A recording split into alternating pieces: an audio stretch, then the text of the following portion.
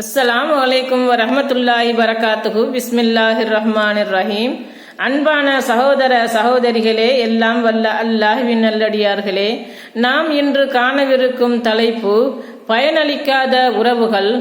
மனிதர்களே, உங்கள் இறைவனை அஞ்சுங்கள். தந்தை மகனை காக்க முடியாத, மகன் தந்தையை சிறிதும் காப்பாற்ற இயலாத நாளை அஞ்சுங்கள். அல்லாஹ்வின் வாக்குறுதி உண்மையானது. இவ்வுலக வாழ்க்கை உங்களை ஏமாற்றிவிட வேண்டாம். ஏமாற்றுபவனும் அல்லாஹ்வை பற்றி உங்களை ஏமாற்றிவிட வேண்டாம். அல் குர்ஆன் அத்தியாயம் 31 வசனம் 33. எந்த மனைவி கூறியதால் அல்லாஹ்வுக்கும் அவன் தூதருக்கும் மாறு செய்தானோ அந்த மனைவியை கணவன் கண்டுகொள்ள மாட்டான். தனது கணவனை மனைவி கண்டுகொள்ள மாட்டான். தனது தாய் தந்தை கூறியதால் தான் வரதட்சணை வாங்கி திருமணம் செய்தேன் என்று தாய் தந்தை பேச்சை கேட்டு பெண் வீட்டாரிடத்தில் பிச்சை எடுத்த மகனை விட்டும் அவனது தாய் தந்தையர் ஓடிவிடுவார்கள். எந்த ஒரு ஆபத்து ஏற்பட்டாலும் மனிதனுக்கு முதலில் உதவுபவன் அவன் உடன் பிறந்த சகோதரனாகத்தான் இருப்பான்.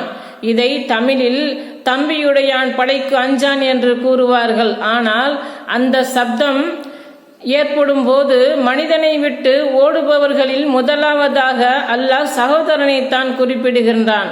எந்த துன்பம் வந்தாலும் உயிர் காப்பான் தோழன் என்று கூறுவார்கள். ஆனால் அவனும் கூட எந்த உதவியும் செய்ய மாட்டான் என்று அல்லாஹ் தாலா தெளிவுபடுத்துகின்றான்.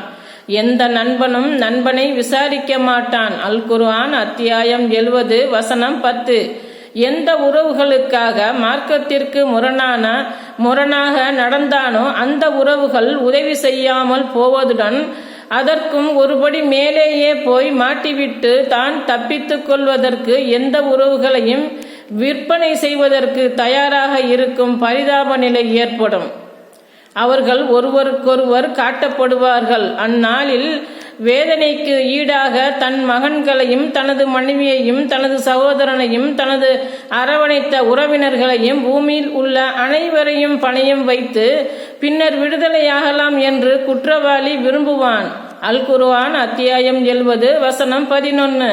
தனது உறவுகள் பயனளிக்கும் என்று நம்பி இறைவனுக்கும் இறைவனுடைய தூதருக்கும் மாறு செய்யக்கூடியோர் மேற்கொண்ட திருமறை வசனங்களை சிந்தித்து பார்க்கட்டும்.